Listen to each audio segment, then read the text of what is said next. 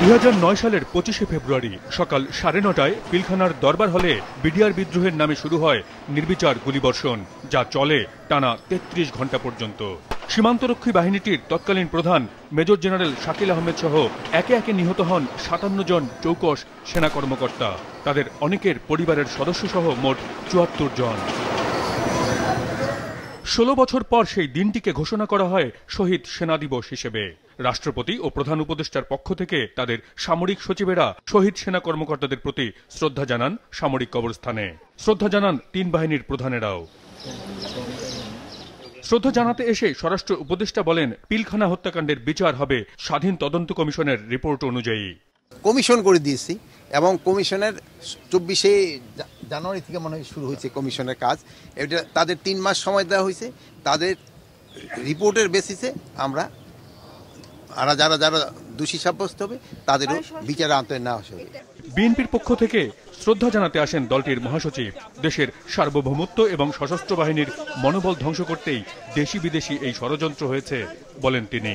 হাসিনার নেতৃত্বে আওয়ামী লীগ তারা অত্যন্ত পরিকল্পিতভাবে এই ঘটনাটির সঙ্গে যোগ সাজস করে যথাসময়ে যথাযথ ব্যবস্থা গ্রহণ না করে তারা এই ঘটনাগুলো ঘটতে দেন। 2 দিন ধরে বিডিআর পিলখানাতেই হত্যাযজ্ঞ চলে এবং এখন পর্যন্ত এটার যে পূর্ণাঙ্গ সঠিক নিরপেক্ষ তদন্ত, সেই তদন্ত হয়নি। দেশ জুড়ে তোলপাড় ওয়ালটন ফ্রিজ কিনে আপনিও হয়ে যেতে পারেন মিলেনিয়ার। 16 বছরেও কান্না থামেনি স্বজন হারানোর। নড়াইল থেকে আসা শহীদ মেজর আসাদের মা ছেলের কবরে হাত বুলিয়ে যেন এখনো খুঁজে ফিরছেন সন্তানের স্পর্শ। আমার বুকের ভিতর কিছুই নাই বাবা, কিছু নাই আমার বুকের ভিতরে। এই বয়সে ওই নড়াইল থেকে আমার আশা, আগামীতে পারবো কিনা তাও বলতে পারি না।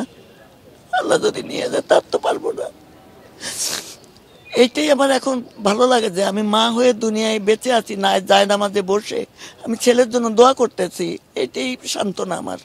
সুষ্ঠু তদন্ত ও বিচারের আশায় 1.5 দশকের বেশি সময় পার করা স্বজনেরা এবার নতুন আশায় বুক বাঁধছেন সুষ্ঠু তদন্ত ও বিচারের।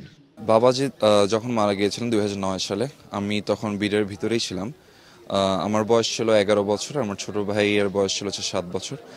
বাবাহীন বেড়ে ওঠা অবশ্যই কষ্টদায়ক ছিল। আমরা অবশ্যই আর্মি থেকে সাহায্য পেয়েছি। তারপরও বাবাহীন বেড়ে ওঠা, যারা বাবা ছাড়া বেড়ে ওঠেন তারাই বলতে পারবেন যে বাবাহীন বেড়ে ওঠা কতটা কষ্টকর। এত বড় একটা হত্যাযজ্ঞের পেছনে মাস্টার মাইন্ড কারা, সেটাকে সঠিকভাবে উন্মোচন করা হোক, জাতি জানতে পারুক এবং তাদের বিচার হোক।